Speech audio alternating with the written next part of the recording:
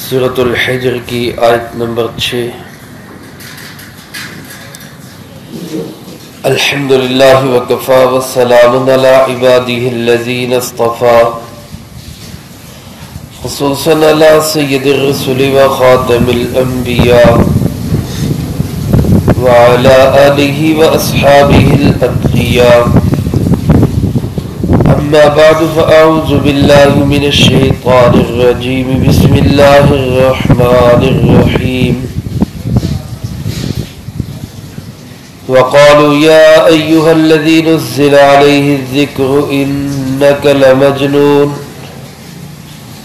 لو ما تأتينا بالملائكة إن كنت من الصادقين ما ننزل الملائكة إلا بالحق وما كانوا إذا منذرين إنا نحن نزلنا الذكر وإنا له لحافظون۔ وقالوا يا أيها الذي، اور یہ لوگ کہتے ہیں اے وہ شخص نزل علیہ الذکر جس پہ اتاری گئی یہ نصیحت، انک لمجنون بے شک تو دیوانہ ہے، لو ما تأتینا بالملائکہ کیوں نہیں تو لے آتا ہمارے پاس فرشتوں کو، ان کنت من الصادقین اگر تو سچ بولنے والوں میں سے ہے، ما ننزل الملائکۃ الا بالحق ہم فرشتوں کو نہیں اتارتے مگر فیصلہ عذاب کے ساتھ، وما كانوا اذا منذرین اور پھر ان کو مہلت بھی نہیں دی جائے گی۔ انا نحن نزلنا الذکر بے شک ہم ہی ہیں جس نے اتارا اس نصیحت نامے کو، وَإِنَّا لَهُ لَحَافِظُونَ اور بے شک ہم ہی ہیں اس کی حفاظت کرنے والے۔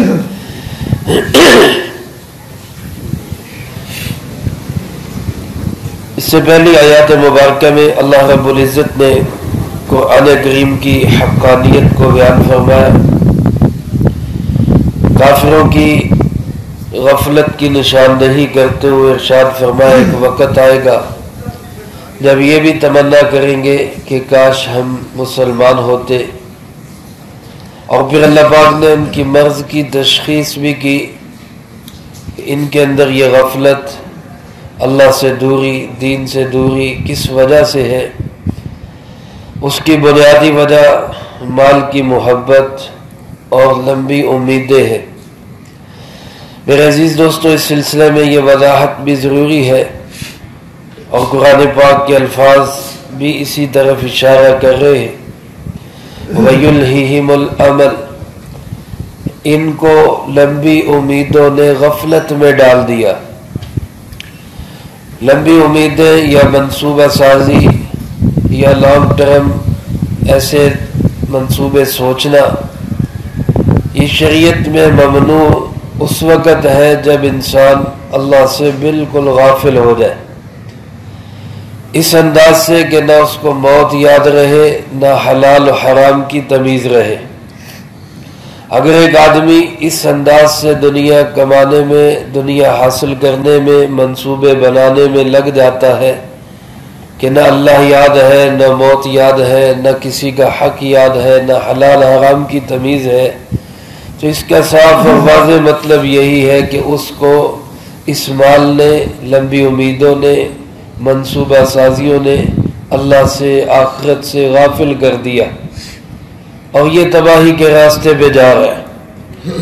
اور اگر ایک انسان منصوبہ بندی کرتا ہے، پروگرام بناتا ہے، اللہ نے اس کو مال و دولت دیا ہے، اس کے باوجود اس کو اللہ بھی یاد ہے، موت بھی یاد ہے، حقوق بھی یاد ہے، حلال حرام کی تمیز بھی ہے، تو یہ اللہ کا انعام ہے۔ ذالک فضل اللہ یؤتیہ من یشاء۔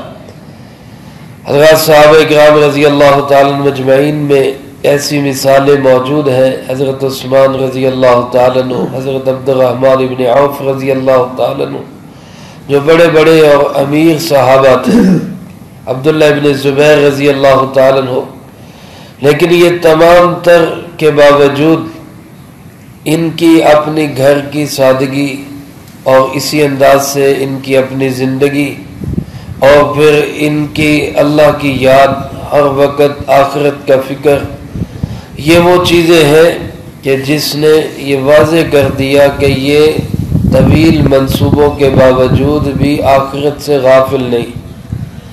تو اصل چیز جو ہے وہ یہی ہے کہ انسان اللہ کو نہ بھولے، آج اسی کی ضرورت ہے۔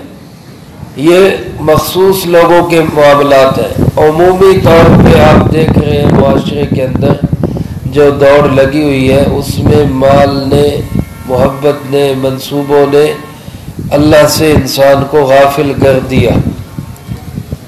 ایسے کھب جاتے ہیں کہ نماز تک پڑھنے کی فرصت نہیں، اور حقوق ادا کرنا یا حلال حرام کی تمیز کرنا وہ تو بہت دور کی بات ہو جاتی۔ تو اللہ پاک ہم سب کو صحیح سمجھ نصیب فرمائے۔ اس انداز سے قرآن کریم کو سمجھنا اور اس کے مطابق چلنا، یہی درس قرآن کے فائدے ہیں۔ اللہ پاک ہم سب کو قرآن پاک کے ساتھ تعلق نصیب فرمائے۔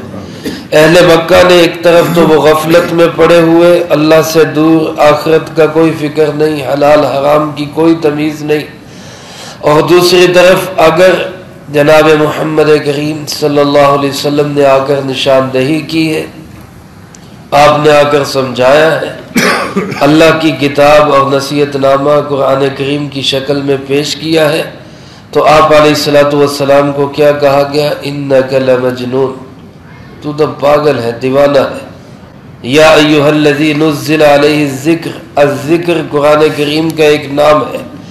الذکر کا معنی نصیحت نامہ، قرآن کریم سے بڑھ کر نصیحت نامہ کون سا ہو سکتا ہے؟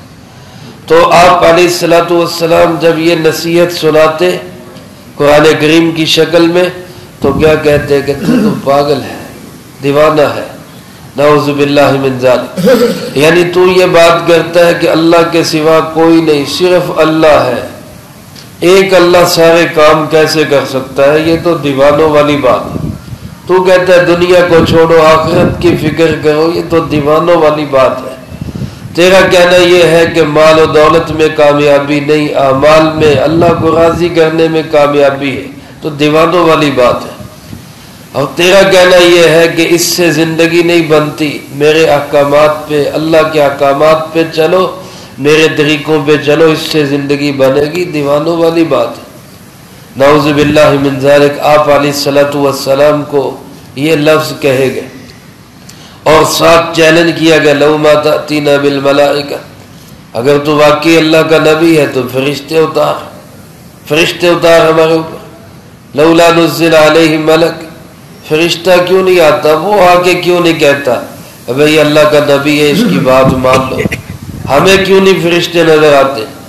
ان کنت من الصادقین، اگر تو سچا ہے تو فرشتے ہمارے اوپر آئے۔ اللہ رب العزت نے اس کا جواب دیتے ہوئے ارشاد فرمایا، ما ننزل الملائکۃ الا بالحق، فرشتے ہم ایسے نہیں اتارتے، فرشتے جب آتے ہیں تو پھر آ ہی جاتے ہیں، پھر مہلت نہیں ملتی، پھر وہ عذاب لے کر ہی آتے ہیں۔ الا بالحق، حق کا معنی یہاں پہ بیان القرآن میں حکیم الامت حضرت مولانا اشرف علی تھانوی رحمۃ اللہ علیہ نے عذاب سے کیا، فیصلہ عذاب۔ بعض حضرات نے اس کا ترجمہ، حق کا ترجمہ قرآن کریم یا رسالت سے کیا ہے کہ فرشتے جب آتے ہیں تو قرآن لے کر آتے ہیں، فرشتے جب آتے ہیں تو اللہ کے رسول پہ آتے ہیں، عام لوگوں کے پاس نہیں آتے۔ لیکن زیادہ تر حضرات فرماتے ہیں کہ اس کا مطلب یہ ہے کہ فرشتے جب آتے ہیں تو وہ پھر عذاب لے کر ہی آتے، اس کے بغیر نہیں آتے۔ اس لیے آگے فرمائے وما کانوا اذا منذرین، پھر مہلت بھی نہیں ملتی، پھر ڈھیل نہیں دی جاتی۔ اگر یہ اس انتظار میں ہے کہ فرشتے آئیں گے تو اس کے بعد ہم ایمان لے آئیں گے، تو بچوں فرشتے جب آتے ہیں تو پھر آتے ہی عذاب لے کر، وہ پھر مہلت دیتے ہی نہیں۔ اس لیے اگر ایمان لانا ہے تو بن دیکھے لاؤ، اس سے پہلے لاؤ، فرشتوں کے آنے سے پہلے تسلیم کرو۔ اور جب موت کے فرشتے آ جائیں یا عذاب کے فرشتے آ جائیں پھر تو ٹائم ختم ہو گیا، پھر تو اب ایمان لانے کی ضرورت ہی نہیں رہی، فائدہ ہی کوئی نہیں رہا۔ حدیث پاک میں آتے نا توبۃ العبد ما لم یغرغر، بندے کی توبہ اس وقت تک قبول ہوتی رہتی ہے جب تک اس کی جان جو ہے وہ گلے میں اٹک نہیں جاتی۔ جب جان گلے میں اٹک جاتی یعنی فرشتے نظر آنے لگ گئے، آخرت کا ماحول آنکھوں کے سامنے آ گیا، پھر ایمان نہیں رہا، پھر توبہ نہیں رہی، پھر دروازے بند ہو گئے، کیونکہ اب بن دیکھے ایمان نہیں، اب تو دیکھ لیا سب کچھ۔ ایمان تو یہ ہے کہ بغیر دیکھے، اللہ کو نہیں دیکھا، جناب نبی پاک صلی اللہ علیہ وسلم کو نہیں دیکھا، آپ کی بات پہ اعتماد ہے، جنت جہنم کو نہیں دیکھا، یقین ہے جنت بھی ہے جہنم بھی ہے، فرشتوں کو نہیں دیکھا، یقین ہے فرشتے ہیں، یہ ایمان ہے۔ تو تم کہتے ہو فرشتے آ جائیں، جب فرشتے آئیں گے پھر تو آ ہی جائیں گے، پھر بچت نہیں ہوگی، پھر کوئی مہلت نہیں ملے گی۔ اور اللہ پاک فرماتے ہیں جس ذکر کی وجہ سے، جس نصیحت کی وجہ سے، جس قرآن کریم کی وجہ سے تم میرے محبوب صلی اللہ علیہ وسلم کو دیوانہ کہتے ہو، یاد رکھو انا نحن نزلنا الذکر، اس نصیحت نامے کو اتارنے والے ہم ہی ہیں، ہم نے اتارا ہے اس کو، وَإِنَّا لَهُ لَحَافِظُونَ، اور اس کے محافظ بھی ہم ہیں۔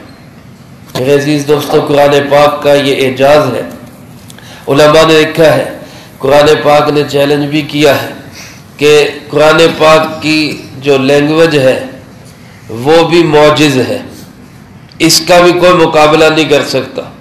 جس انداز سے قرآن پاک کے الفاظ اللہ نے موتیوں جیسے پروئے ہیں، اتنی بڑی کتاب ہے، طویل کتاب ہے، کسی ایک جگہ بھی کوئی مضمون کسی دوسرے مضمون سے ٹکراتا نہیں، ہر جگہ پہ ہر مضمون دوسرے مضمون کی تائید کر رہا ہے۔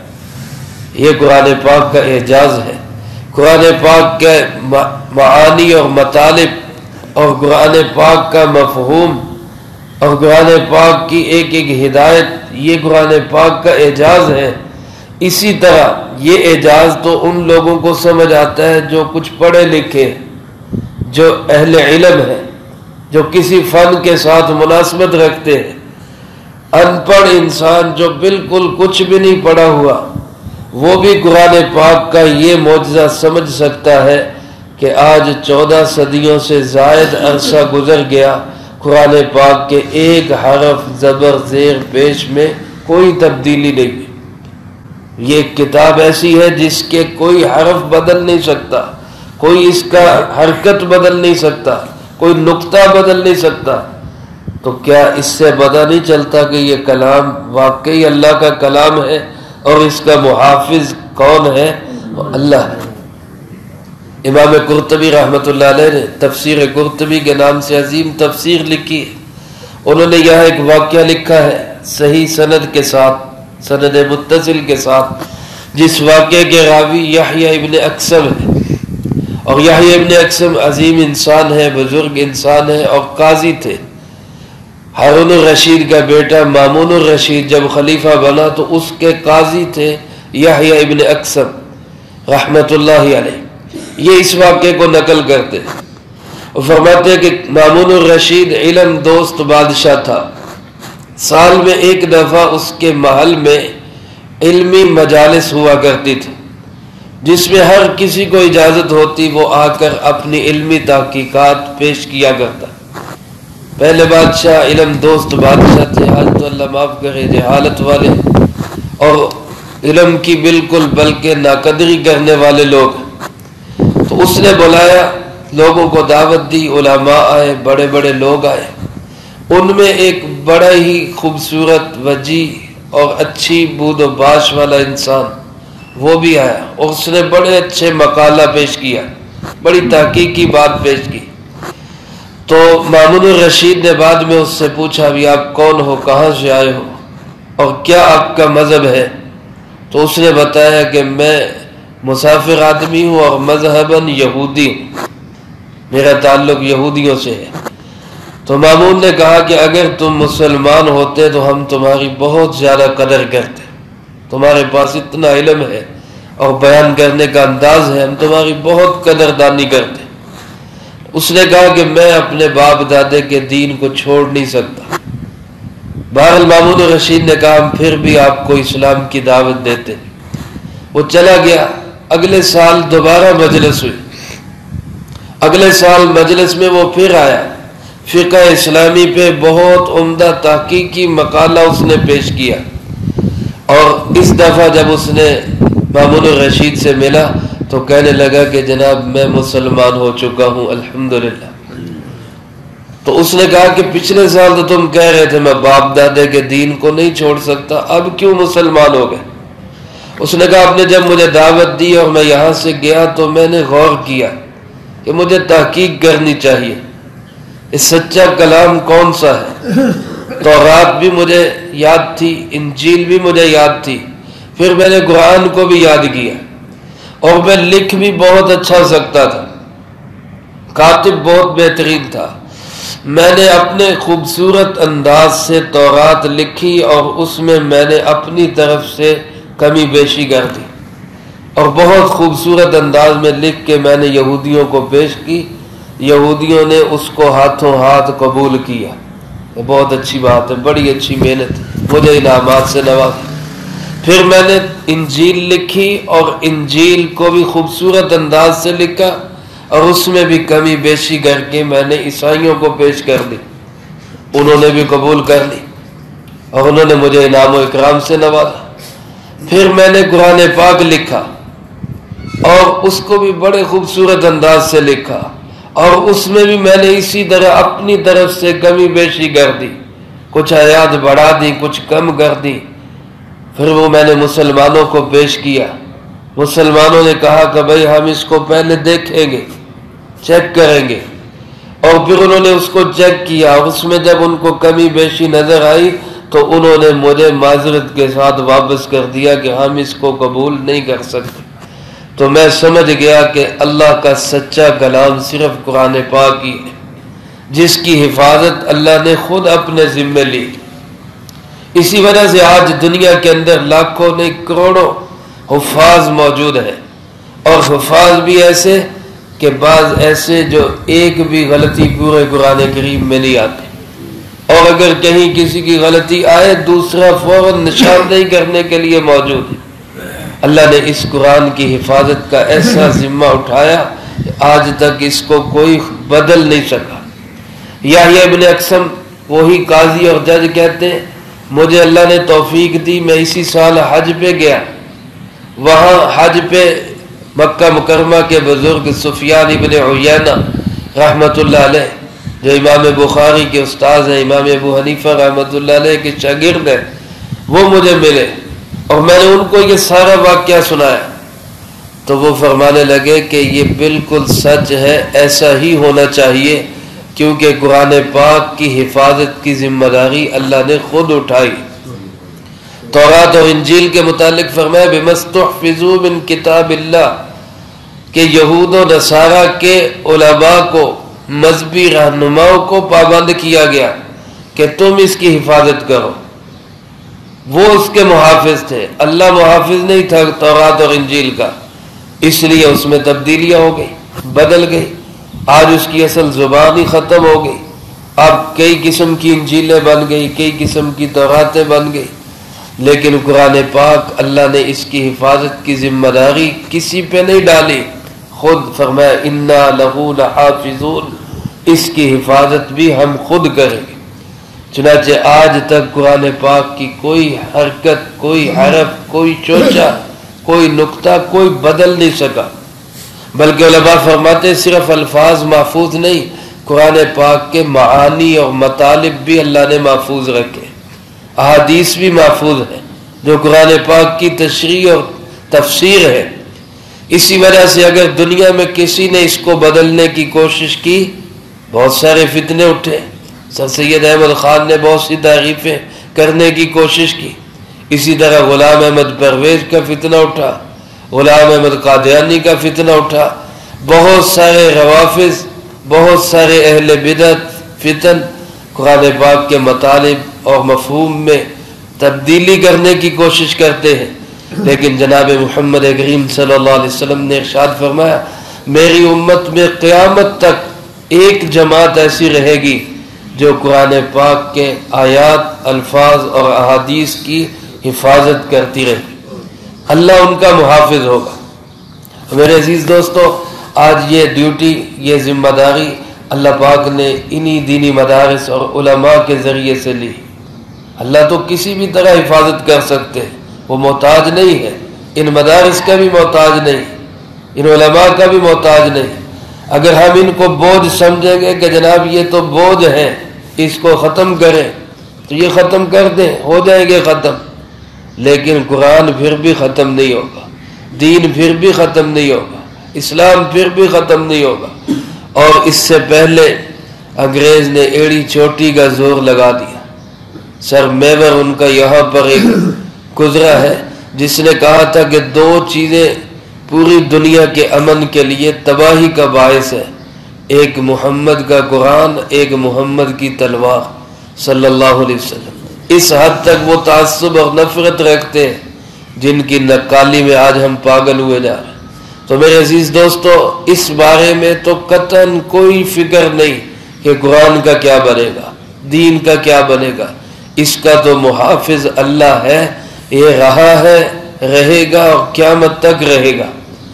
ضرورت اس امر کی ہے کہ میرا آپ کا شمار کن میں ہے، قرآن کے محافظین کے اندر یا قرآن کے مخالفین کے اندر۔ آج یہ کہا جاتا ہے دینی مدارس کے نصاب میں تبدیلی کرے، میں یہ سوال ہے میرا کہ دنیا کے، پوری دنیا کے اچھے سے اچھے مدارس وہ پاکستان کے اندر ہیں، اور دنیا کی اچھی سے اچھی 500 یونیورسٹیز میں ایک بھی پاکستان کے اندر نہیں ہے۔ مدارس اچھے سے اچھے پاکستان میں، اور یونیورسٹیز جو 500 جو انہوں نے فگر دی ہے، جو انہوں نے لسٹ دی ہے، ان 500 میں سے ایک بھی پاکستانی نہیں۔ تو نصاب مدارس کا بدلنے کی ضرورت نہیں، یونیورسٹیز کا بدلنے کی ضرورت، اس پہ توجہ دینے کی ضرورت۔ اس لیے ہمیں اپنا رخ سیدھا رکھنا چاہیے، ورنہ پہلے بھی لوگ ان سے ٹکرا کے نشانہ عبرت بن گئے، آج بھی یہی حال ہوگا۔ اللہ ہم سب کی حفاظت فرمائے، جو کہا سنا اس کو زندگی میں لا کے دوسروں تک پہنچانے کی توفیق عطا فرمائے۔ اللهم لك الحمد كما ينبغي لجلال وجهك وعظيم سلطانك، اللهم لا أحصي ثناء عليك أنت كما أثنيت على نفسك، اللهم لك الحمد كما أنت أهل، صل على محمد كما أنت أهل، وافعل بنا ما أنت أهل، فإنك أهل التقوى وأهل المغفرة۔ اللهم ربنا ظلمنا أنفسنا وإن لم تغفر لنا وترحمنا لنكونن من الخاسرين۔ اللهم ربنا آتنا في الدنيا حسنة وفي الآخرة حسنة وقنا عذاب النار۔ اللهم ربنا تقبل منا إنك أنت السميع العليم وتب علينا إنك أنت التواب الرحيم، وصلى الله على النبي الكريم وعلى آله وأصحابه أجمعين برحمتك يا